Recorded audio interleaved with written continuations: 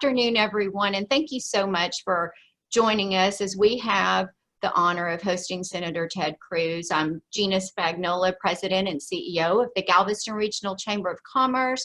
And Senator Cruz, I am thrilled to let you know that all of our Galveston County Chambers of Commerce CEOs and presidents are on this call. Bolivar, Dickinson, Friendswood, Hitchcock, League City, Santa Fe, and Texas City, Lamar.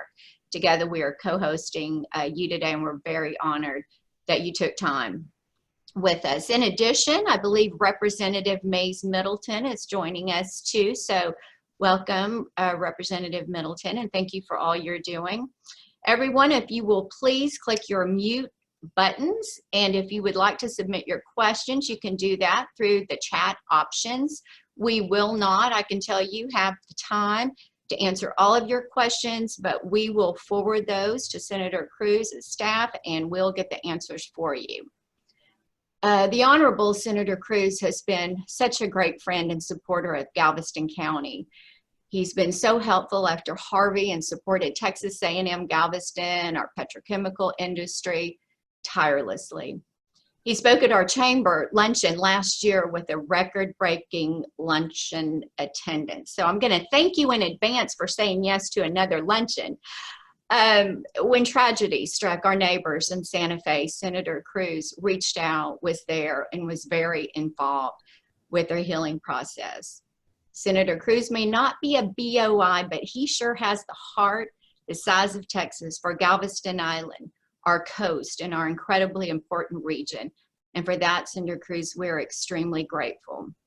I wanted to also add thank you for sending Jason Fuller and Carl Michael our way. They are outstanding representatives, and they're always there for us. We've collected questions from all of our chambers for you, but before we begin the questioning, we want to know what's happening in the world, and we think you can tell us in about 45 minutes. So thank you and welcome.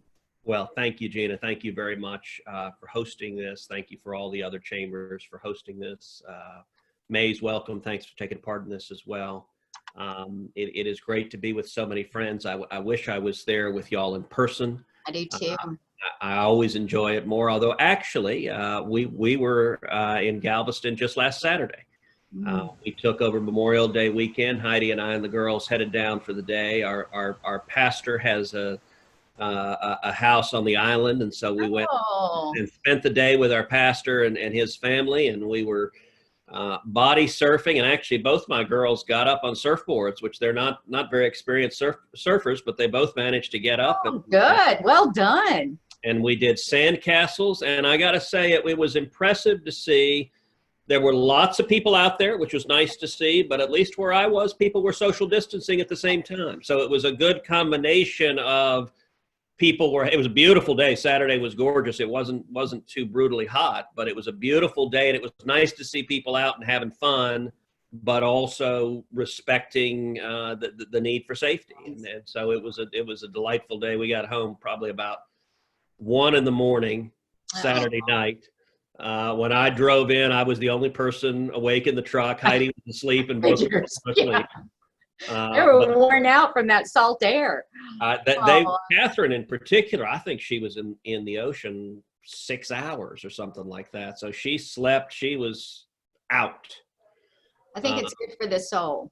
It is. Folks can do that and be respectful.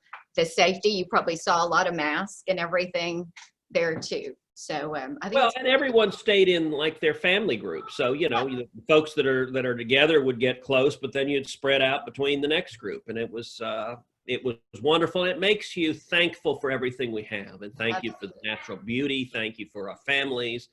Thank you for love.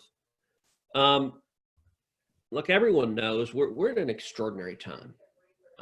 There are not one, but there are two catastrophes, disasters playing out nationally. Number one, we got a public health disaster. The coronavirus pandemic, it is serious. It has taken the lives of over 300,000 people worldwide. It's taken the lives of over 100,000 people in the United States. And we have taken extraordinary steps to flatten the curve, to slow the spread of the virus, and to protect people's lives. Simultaneously, we're facing an economic crisis, and the economic crisis is staggering in its scope.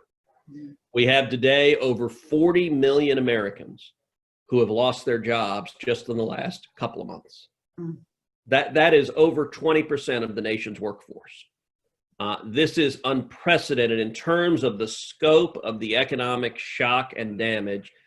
This is unprecedented going back until the Great Depression. We have never seen anything since the Great Depression like this. We are also seeing millions of small businesses in Texas and across the country that are either going out of business or on the verge of going out of business.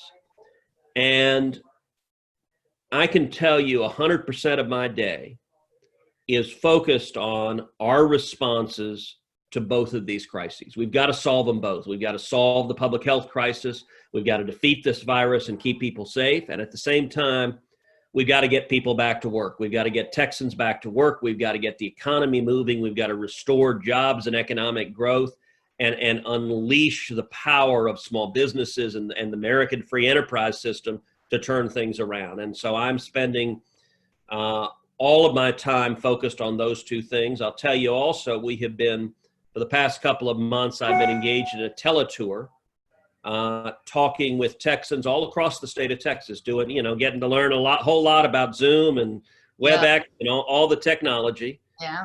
But it's been really terrific to be as part of this teletour, hearing from Texans on the ground in every community in our great state and how we're coming together to overcome these challenges. And I'm sure we'll talk about a lot of the specifics in the Q&A, but since this is meant to be a conversation and discussion, let's just open it up to whatever questions y'all want to discuss.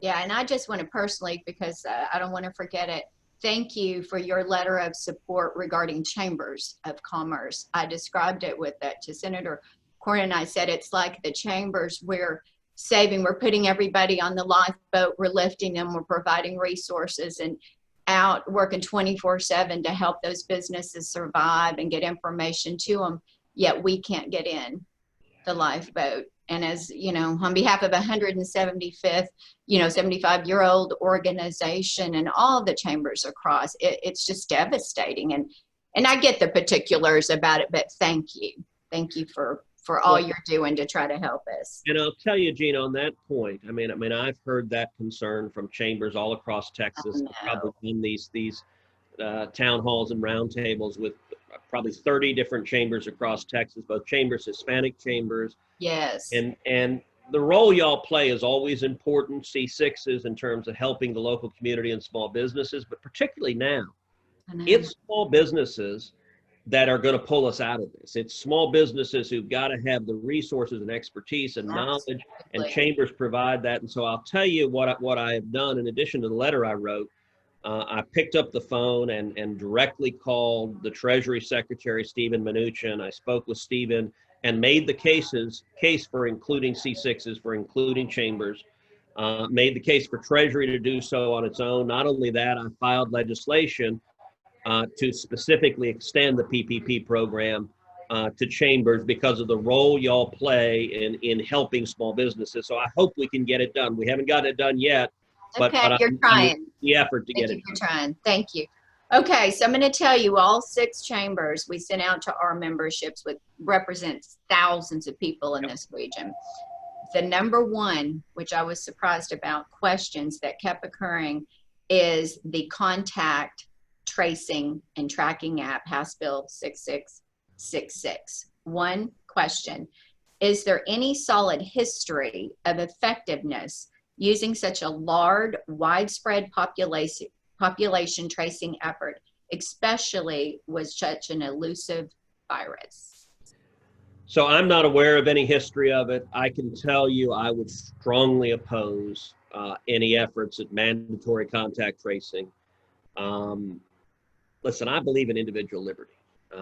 I've spent practically my entire life since I was a teenager studying the Constitution, devoted to the Constitution, defending our Bill of Rights. This has been my life passion.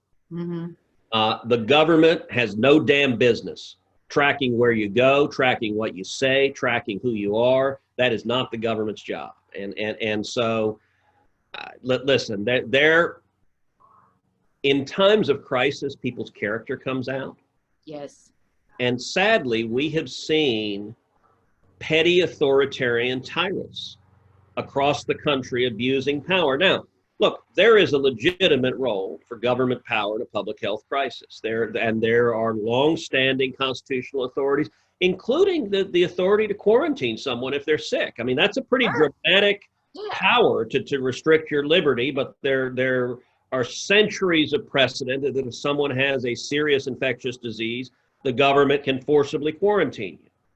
That's different from monitoring every citizen who's healthy and hasn't done anything. That's a very different thing. And we've seen, one of the things that I have tried to do across the country is really highlight some of the abuses that we have seen from government leaders. So for example, Bill de Blasio, the mayor of New York, has been one of the more egregious in this regard. He threatened, for example, he said, if any church or any synagogue in New York City meets, he said they risk being permanently shut down.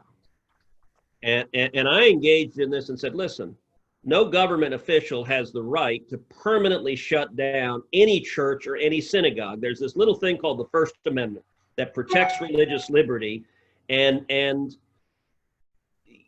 these little tyrants that want to oppress freedom. You know, we saw in Colorado, there was a dad who was playing softball with a 6-year-old daughter in a city park. They were away from everyone. They weren't within 6 feet, and they were threatened with being prosecuted for that. That was wrong. In Pennsylvania, a woman driving her car got a ticket for driving her car. She was driving alone. Nobody was with her. She wasn't endangering anyone, and they gave her a ticket. In both Kentucky and Mississippi, churches held church services where they ended up doing a drive-in church service where they listened to the pastor over their car radio, but they were parked in a parking lot. They were all 6 feet apart. Their doors were closed. Their windows were closed. And they went in and ticketed everyone there. Now, that's just stupid. That's not right. In California, they sent in bulldozers to fill a skate park with sand so that the teenagers couldn't go skating. That's just nutty. Now, I think it's perfectly fine if you have a police officer enforcing social distancing and saying to the kids, y'all got to be spread apart. But this is revealing those who believe in statism, those who believe in authoritarianism. A crisis brings that out. And I view a responsibility that I have to try to highlight that and fight against it, which is not to say that there's not reasonable government power, but we shouldn't be abusing power and violating individual citizens. And anything that engages in mandatory contact tracing of everybody would go way, way, way, way too far on that spectrum. Thank you for that. Next question, can we stop the how can we stop the bailout of state and local government for using that money for regular budget shortfalls? Yeah, so it's a very good question. You know, if you look at Washington right now, it seems like the top priority for congressional Democrats is bailing out state and local governments. And I got to say, as I've done these town halls, I've spoken with a lot of state and local leaders in Texas, a lot of mayors, a lot of county judges. All of them are hurting. Their tax revenues have plummeted dramatically. They're struggling with how do we make ends meet, and it's a real challenge. And a point I made to them, look, here's part of the problem. We've got across the country, we've got some big states, primarily big blue states, that have massive unfunded pension liabilities that, by the way, have nothing to do with coronavirus, long preceded coronavirus. So you take, for example, the state of Illinois. Illinois' unfunded pension liability is $247 billion. And it's not complicated what happened there. You have a bunch of Democratic politicians who were buying votes. And so they were making promises. They wanted to get reelected. And so they gave away a bunch of money that they don't have any ability. They don't know where they're going to get it. They have no source to get it. They just were making promises to get reelected. Well, now congressional Democrats are trying to get states like Illinois and California, get them bailed out. And my view, I don't think taxpayers in Texas should have to pay for the fiscally irresponsible decisions in other states. In Texas, we live within our means. In Texas, every year, the state budget is balanced, and we usually have a surplus. Yeah.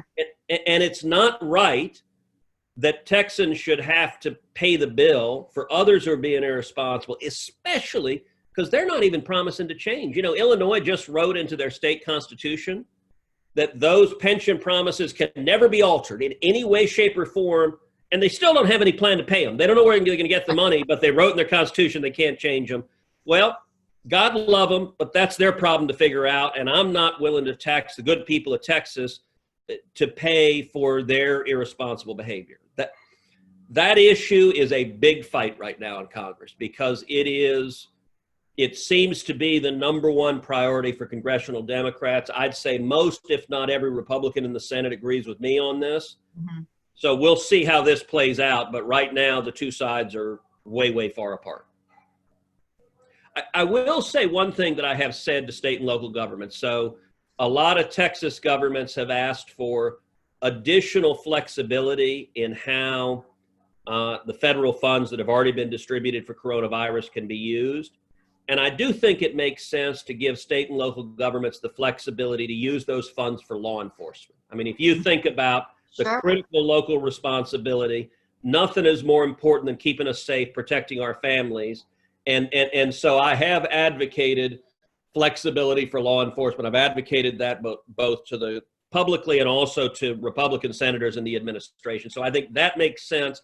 But I think allowing them to use it for law enforcement is very different from allowing states to use it for massive pension liabilities that have nothing to do with coronavirus. Very good. Okay, couple of questions. What do you think is a realistic time frame for COVID vaccine?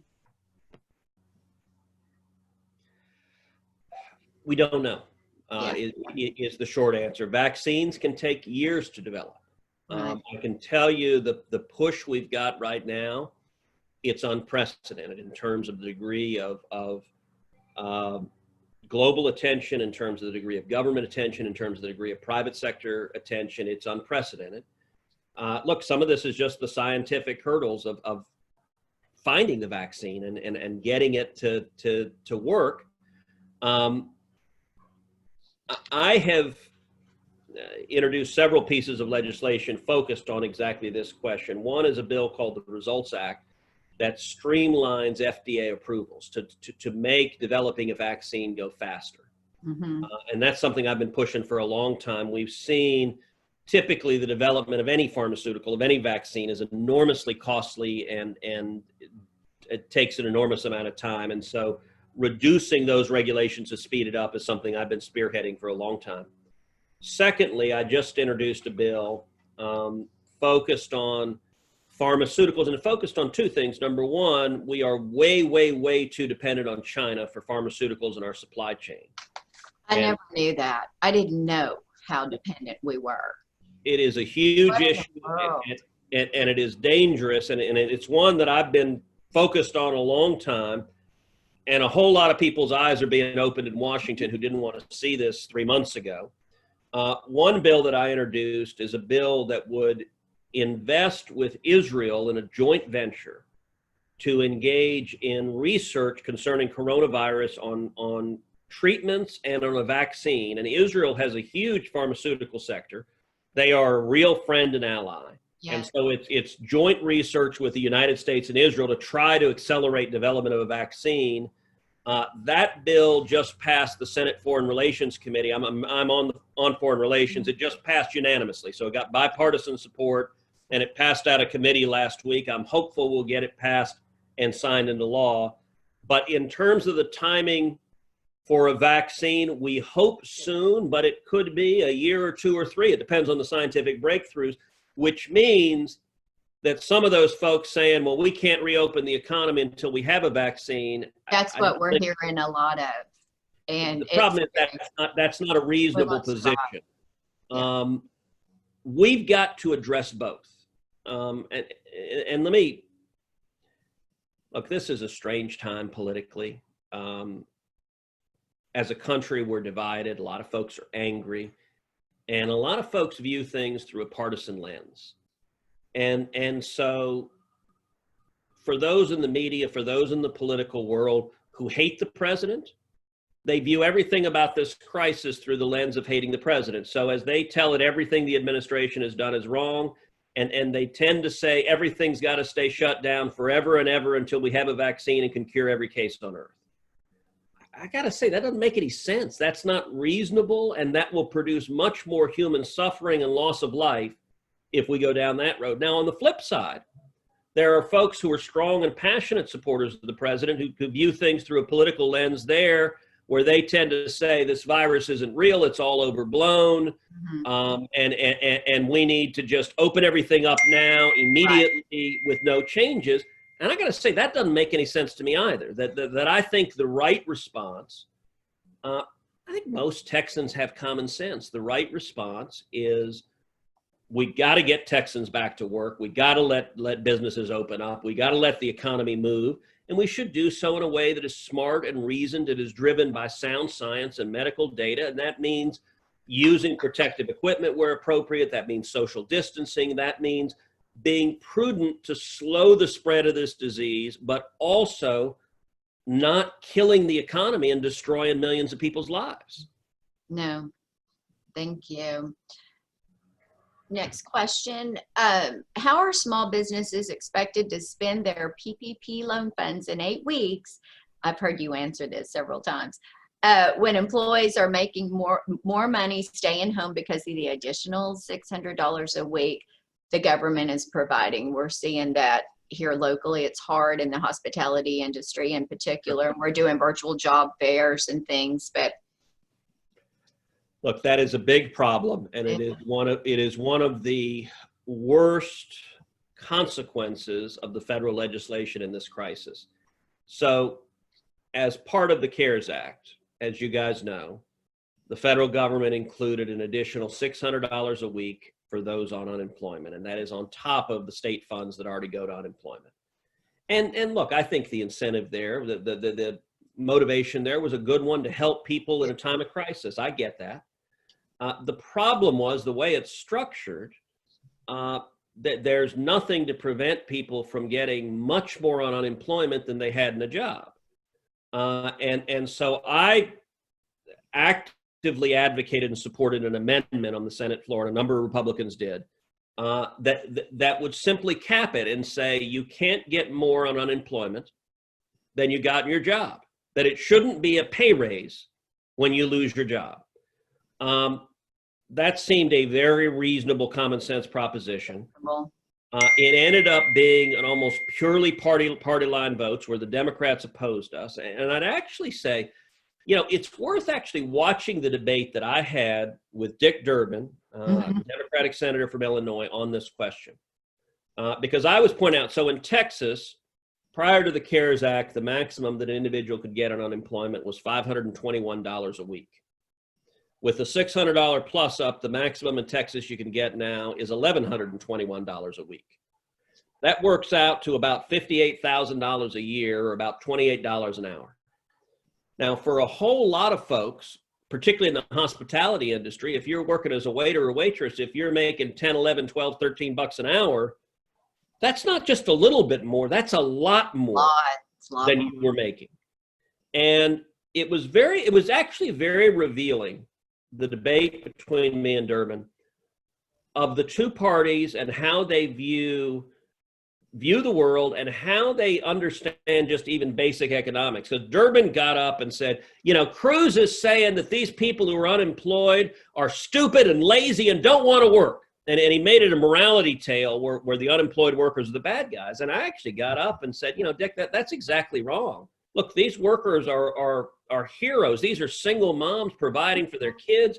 Sure. But you know what? They love their kids, and they're going to respond to incentives. Incentives matter. People respond to incentives. And if you tell a single mom who's struggling to make ends meet, you can make hundreds of dollars more staying home than going to work, they're going to respond to those incentives and provide for their kids.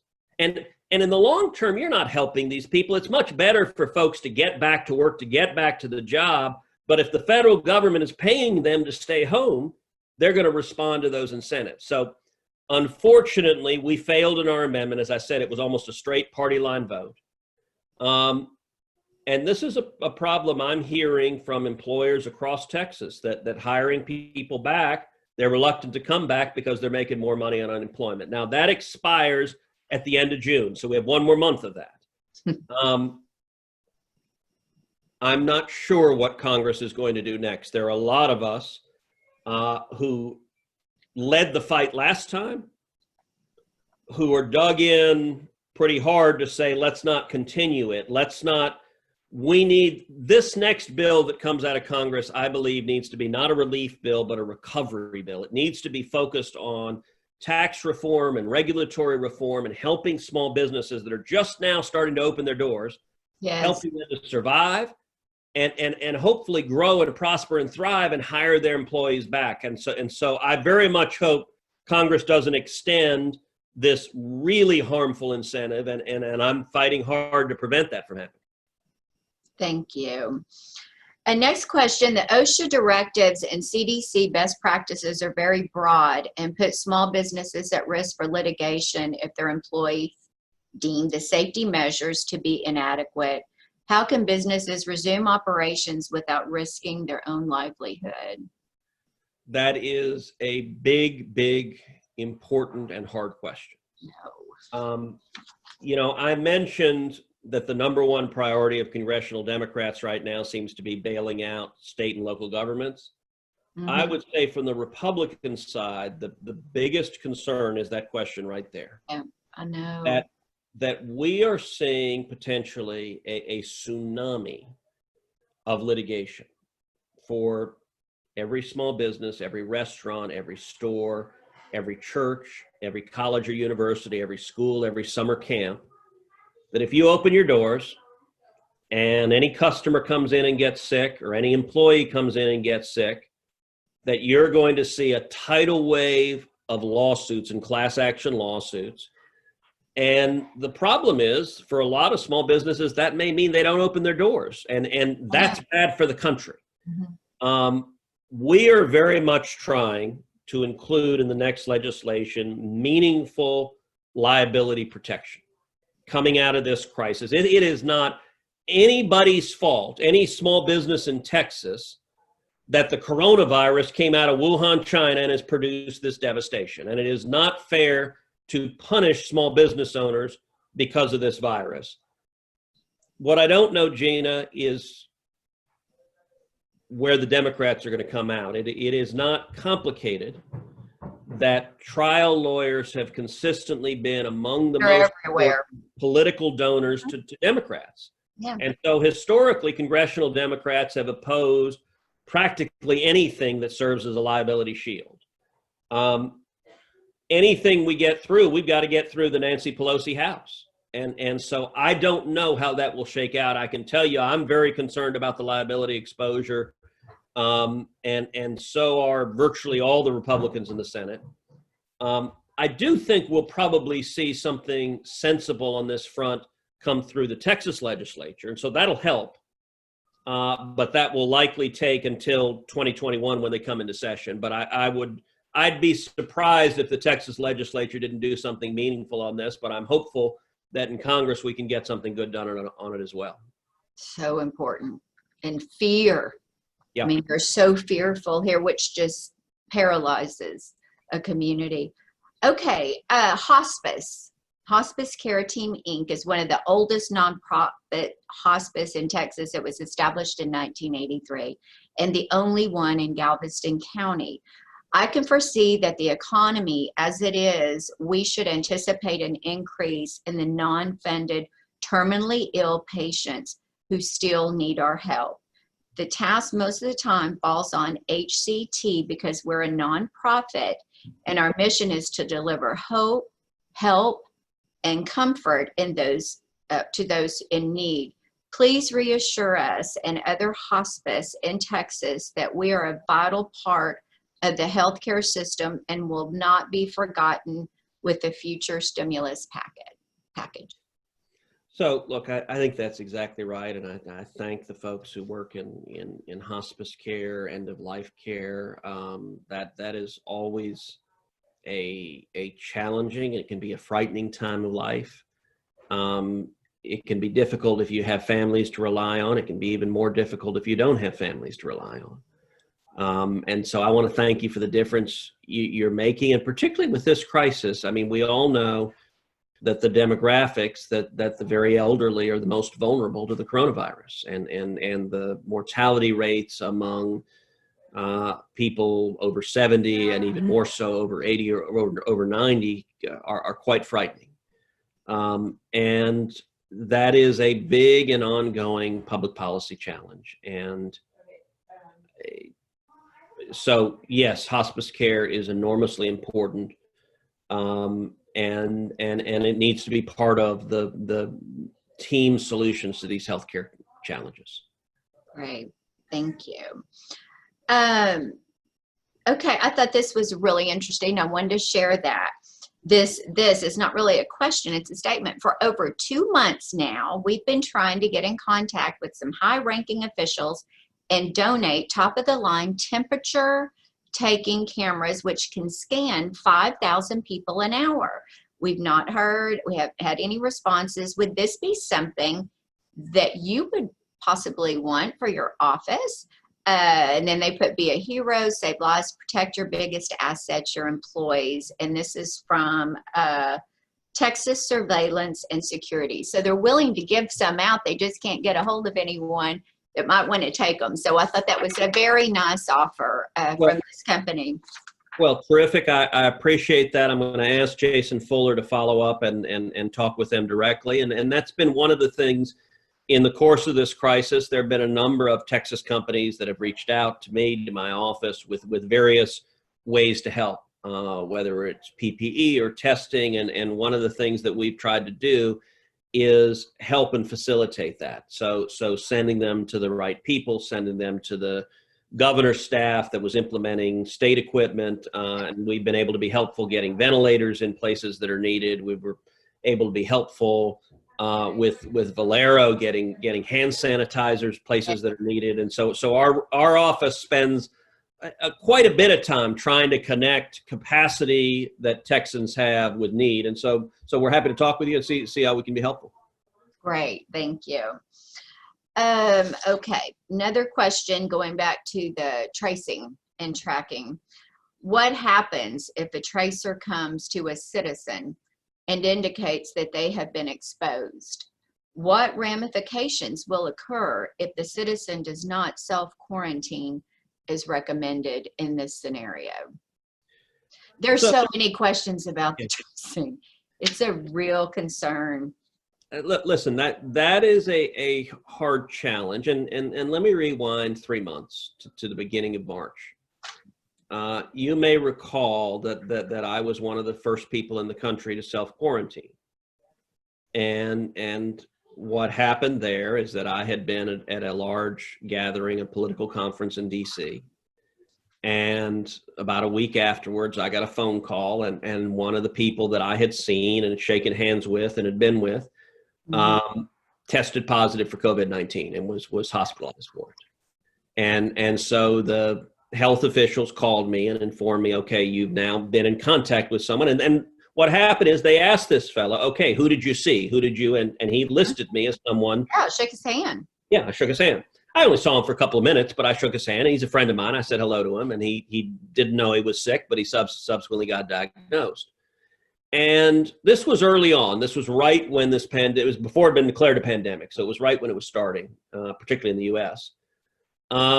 And so I talked with the CDC. I talked with the Harris County Health Director. I talked with the City of Houston Health Director. All of them told me at the time that I didn't need to quarantine. They said, based on what they understood at the time, people who were asymptomatic, who weren't sick, couldn't transmit the virus. We now know that to be false, by the way. It's one example where the scientists, our understanding of this disease, it has evolved over time as we've learned more. So, but every one of them told me, you don't need to quarantine, you don't need to do anything. And as I thought about it, I said, you know what, out of an abundance of caution, I'm going to do it anyway. That it's just not fair for me to be exposing others potentially to a deadly disease. And so I announced that I was going to stay home. It was a Saturday night that I found out. And Heidi and I were getting ready to go. We actually had a political fundraiser that was at the Eagles concerts. The Eagles were playing in Houston. I love the Eagles. Oh, I went. Sorry. I was there. You're killing me. There. Oh, it was so great. So I love the Eagles. So I suggested our fundraising team. I said, look, let's get a suite. Yes. And I said, I bet you there'll people. It's funny. My fundraiser, she's in her late 20s. She's like, well, who listens to the Eagles? And I'm like, Lauren, I love you, but on this, we're not targeting 20-somethings. We're targeting 40-somethings and 50-somethings. And trust me, there are going to be some others that want to go to the concert. And so we had a whole suite full of friends and supporters who had written big checks for the campaign. And Heidi comes downstairs from the bedroom, dressed to the nines, ready to go out to the Eagles. And I'm sitting there on the phone, and I have to tell her, I said, okay, sweetheart, we're not going. And Gina, you can appreciate this. Heidi was pissed. Oh, yeah. She was mad, and she's like, we can't do that. We've got a whole suite full of people waiting for us. We can't stand them up. We can't not come. And I was like, sweetheart, we've got to do this. And so we called, and someone put us on a speakerphone. And I just told everyone, I said, listen, I'm sorry. We were literally heading out the door to be with you, but we can't be with you because I contacted someone who tested positive. And at the time, to self-quarantine seemed like a really strange thing to do. No. But I do think it's a responsible thing to do, that if you have reason to think that you may have contracted this disease, it's a responsible thing to do. The question of whether government can mandate it, I can tell you how it has played out. By and large, it has not been mandated for people who are asymptomatic. The only instances where you've seen mandated quarantines are people who are actually sick, where if they refuse to voluntarily quarantine, you have seen some mandatory quarantines. I think a mandatory quarantine for asymptomatic people is quite unlikely. With a qualifier, we've also seen mandatory quarantines for people coming from overseas and other hotspots. So if you're traveling, there's a greater risk of it. But if not, I think that's highly unlikely. Right. Senator Cruz, thank you so much for your time, for your tireless efforts, for the protection and the fight that you, and the attention with Jason, like I said, and Carl. There is no time in the day or night that I can't pick up my phone and either of them be there. They call me back, they're texting. You have we're protective of you. And let me tell you, you couldn't have two better out there, representing you. And thank you so much for all you're doing. I see you everywhere. I see you on Fox a lot. I'm a Fox watcher, so, but thank you for loving our coast and our region that's so important to this nation. God bless you, my friend, and God bless Texas. Well, thank you, Gina, and thank you for everything you're doing. Let me just say two things wrapping up. Number one, to everyone on this call, thank you. Thank you for your incredible hard work. Thank you for the difference you're making with your employees. Thank you for the difference you're making with your family. Thank you for the difference you're making in your community. It always matters, but it especially matters now. And secondly, I just want to close with a word of encouragement. We're going to make it through this. Mm-hmm. Texans are strong and resilient. Americans are strong and resilient. We have made it through enormous challenges before. We made it through 2 world wars. We made it through the Great Depression. We made it through 9/11. We've made it through global pandemics before. We'll make it through this, and we'll do it the same way we always have, by coming together, by standing as one, standing strong. And I just want to say thank you for the impact every one of you is making, helping us overcome and defeat these crises. We're going to defeat them, and we're going to come out stronger on the other end. Thank you. We appreciate you so much. Bye. Thank you all for tuning in, and we'll forward the questions that you have in the chat box.